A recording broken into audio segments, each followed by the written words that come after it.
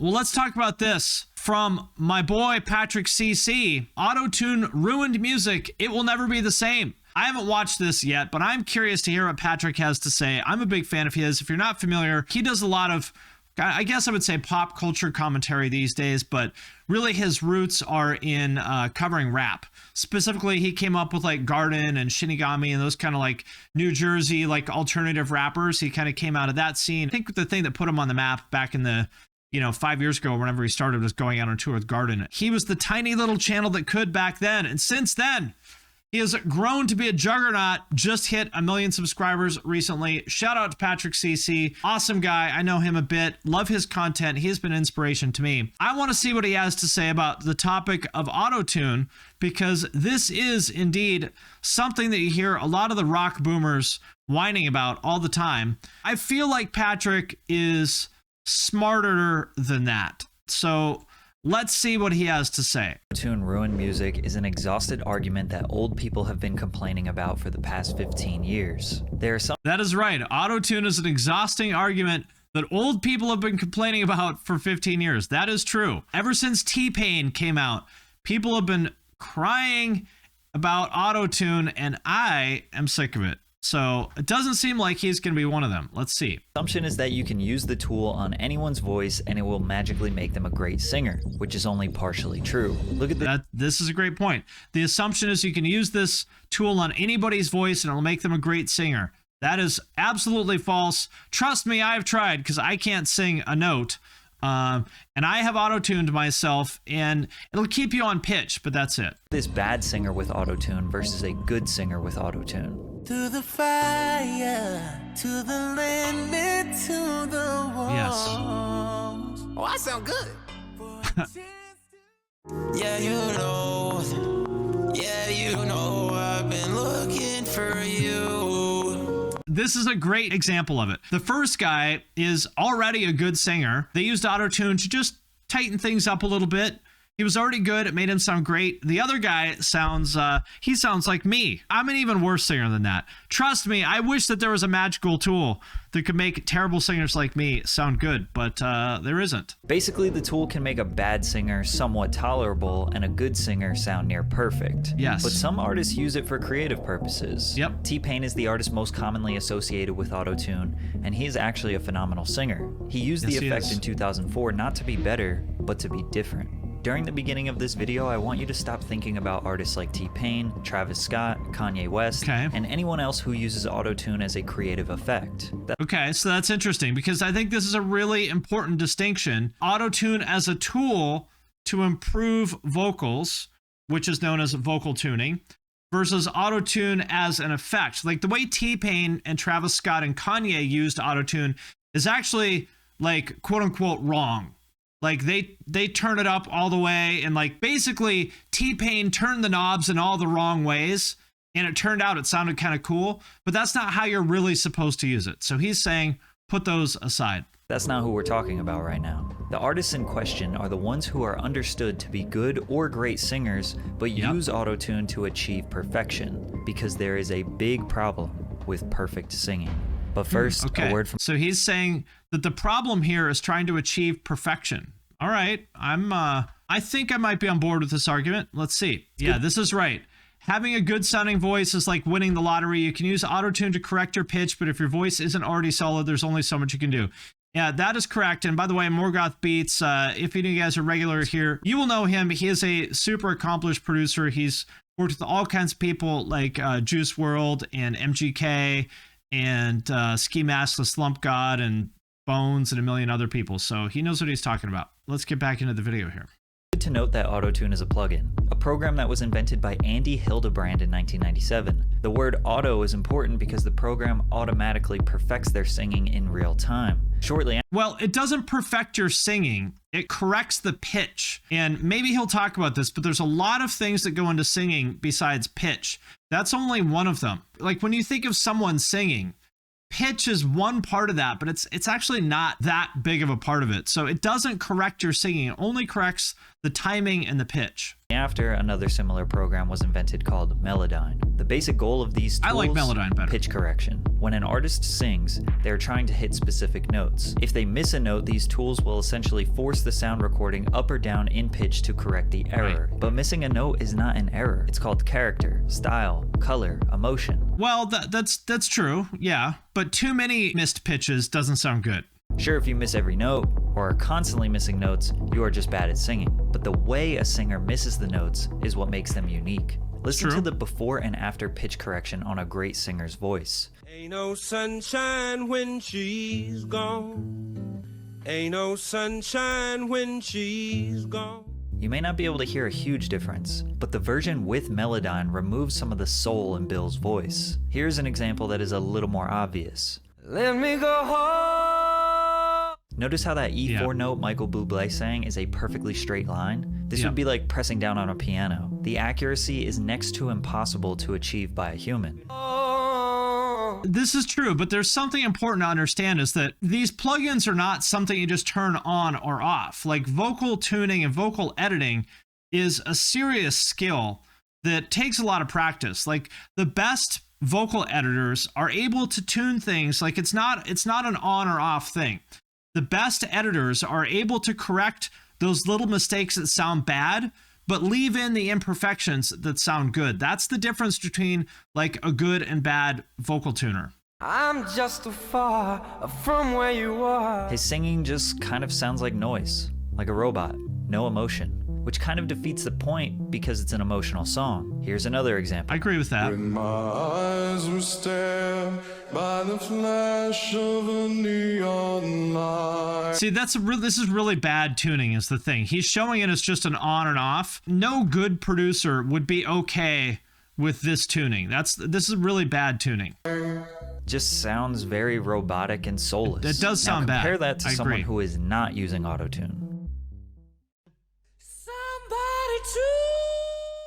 Now, Freddie Mercury is considered to be one of the best of all time, but this singing isn't perfect pitch. You can see he's missing some notes, but it still sounds amazing, filled with emotion, with life. Perfect pitch removes the human element of the voice, but these days, human connection doesn't even matter. Not using autotune might actually do more harm than good. I don't know if he's going to get into this, but listeners expect different things now. So he pointed out that like flat line thing with Michael Bublé. That's what people expect now in pop songs. They expect it to sound kind of robotic. So, whether you think that's good or bad is up to you, but that's what audiences expect. So if you leave it untuned and you leave in those fluctuations, people might think it sounds bad. If human connection mattered, then electronic dance music wouldn't be as popular as it is. In most genres, it seems like the connection comes from the rhythm of the beat or the lyrics, rather than the actual voice of the performer.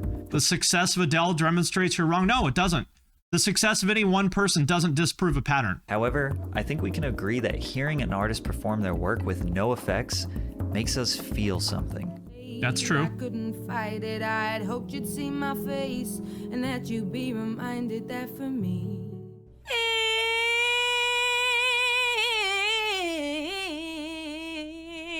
So here's where people are, and I'm not talking about Patrick here, but here's where people I think are maybe a little bit misguided is they look at people like Alicia Keys or Adele or Aretha Franklin, who are like some of the best singers of all time. And they say, well, see, Alicia Keys doesn't need autotune, so nobody should use autotune. All right, well, are you Alicia Keys? Am I Alicia Keys? Are 99.999% of singers on the planet are not Alicia Keys. So if she doesn't need autotune, which by the way, I guarantee you, if she made a new album now, it would be tuned. I guarantee it. Pointing to the abilities of these just absolute freak outliers and saying that because they aren't using autotune that nobody should, it doesn't make sense.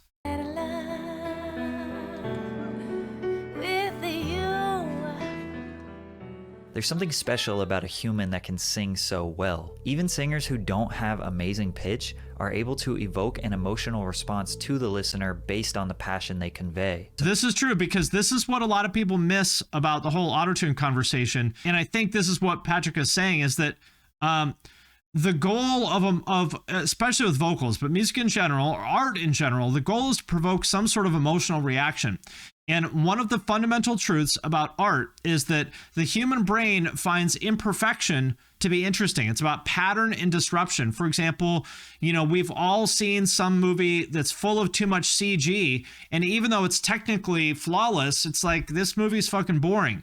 Meanwhile, you watch some movie from the 80s with like shitty practical effects that objectively are kind of janky, but you enjoy it more because it feels more authentic to you, because the human brain finds imperfection to be interesting. This is why we have Instagram filters, like you remember when Instagram came out and everyone would use those filters that made it look like it was all like dirty and like sun bleached and stuff, because the human brain, whether that's your eyes or ears or whatever, finds imperfection to be pleasing. Tired of bedding and running up, I gotta put the new bells inside of the freezer. Back at the trap, I was ducking them people, ducking the birds, sending out the eagles. So you would assume that live performances is where you get to see all your favorite artists perform their songs in their natural voice. Maybe. Some singers are very adamant about not using autotune in live performances. Well, the other thing is that a lot of artists don't actually know whether autotune or samples or whatever, they don't always know what's being done in their mixes. So somebody may believe that their vocals haven't been tuned, but they actually have been. But sometimes autotune is applied to their microphones without them even knowing. Exactly. Yo, I know we're live right now, but I think you guys have some tune on my vocals or something. Bieber's autotune was likely set to the wrong key, which was making his singing sound terrible. Right. If it was in the right key, he may not have even noticed. But does a singer using autotune live ruin the value of the performance? Is it dishonest? When you consider they have to enjoy dance, themselves, that's all that matters. Crowd, and pace themselves properly for 1 or 2 hours, they get fatigued and are likely to miss some notes. So a little help from autotune isn't the worst thing in the world. Think about the big bright lights, bass blasting through the massive speakers, standing in the middle of a sea of people, everyone dancing and living in the moment. That is what makes the performance memorable. It doesn't really matter what type of music is playing or who is performing it, as long as the energy and environment is right. The amount of times engineers and producers don't tell singers they're being tuned is funny. If you see in the studio an artist recording vocals, the mix that they hear in their headphones does not sound like their real voice most of the time. Usually what they're hearing in their headphones is compressed as fuck, probably tuned, probably got a lot of EQ, reverb, and delay on it. So when they're hearing them, what they think they're hearing themselves sing, and they're like, oh my God, I sound fucking amazing. Because it's all about getting them in the right headspace so they feel confident enough to sing in an emotive, expressive way. In reality, they're missing all kinds of notes, blah, blah, blah, but it doesn't matter because you can fix those things. You can fix if they miss a note. What you can't fix is if they give an expressive performance that has feeling in it. Most rappers don't even perform their songs. They just play the MP3 version that you would listen to on Spotify, and they jump around screaming a few of the words. But rap fans still love these concerts. Yes, exactly. They don't like it when you're telling the truth. I'd rather be realer than you. And these fans are starting to encourage the use of the effect. The attitude towards autotune varies from genre to genre. In EDM, nobody cares. Daft Punk have been using all kinds of crazy vocal effects since their inception, and nobody ever mentions them. After all, it is called electronic music. In hip-hop, it was heavily rejected at first, but thanks to a few legendary artists such as T-Pain, Kanye West, and Lil Wayne, over time it became beloved. Now most hip-hop fans don't mind the use of the effect. In rock, pop, country, and other genres that have been traditionally dominated by talented vocalists Here's where the is where butthurt artists comes. get the most criticism. I mean, these are some of the oldest genres, where 50, 60, 70 years ago, your performance was everything. You wouldn't have a career if you weren't a good vocalist. These days, if you don't use autotune, it might actually hurt your potential. Kids and young adults will always be deciding what the status quo is for pop culture. If you don't have a young fan base, you won't be topping the charts. Young people have been so conditioned to hearing perfect pitch for the past 20 years. Exactly. This is what I've been saying before. Young people now primarily expect to hear that super glossy, tuned style. That's just what they expect. Right or wrong, it's what they expect. When we hear something that isn't perfect, it sounds unprofessional or unfinished. Since the industry standard has been pushed to use pitch correction. And by the way, even a lot of the people who think that they hate autotune have probably never heard unprocessed vocals in their life. Unprocessed vocals, meaning no compression, no reverb, no EQ, no delay, they sound bad. almost all the time, unless it's like fucking Whitney Houston or someone like that. Completely raw, unprocessed vocals, generally they don't sound good. So even if you think that you don't like autotune, you might be wrong. You may actually like it. You have to use it to stay competitive. This leads people to believe that it ruined the music industry. Now, the barrier to entry into the music industry is lower than ever. Anyone can buy a $50 microphone online, download or purchase a DAW and autotune and record a song, then post it on TikTok, go viral, and get a record deal. Yep. But is that a bad thing? If people like the song, then they like the song. Music is subjective after all. However, some artists will spend years and years mastering their craft, only for it to fall on deaf ears, whereas others blow up by accident or off a gimmick. Does one person deserve more recognition than another? Should there be a new God, look at this boomer shit. Real Singers Award, no more autotune. I would bet every fucking dollar I have to my name that Adele's vocals are edited, meaning they correct her timing. If she's off a little bit, they comp together multiple takes. They're probably tuned as well, probably just a little bit. But Adele has the best fucking vocal editors on the planet working on her shit, so you don't hear it. But I would bet everything I own that her vocals are edited. It is bullshit to say that she is not tuned, that she's a real vocalist. Zero fucking chance.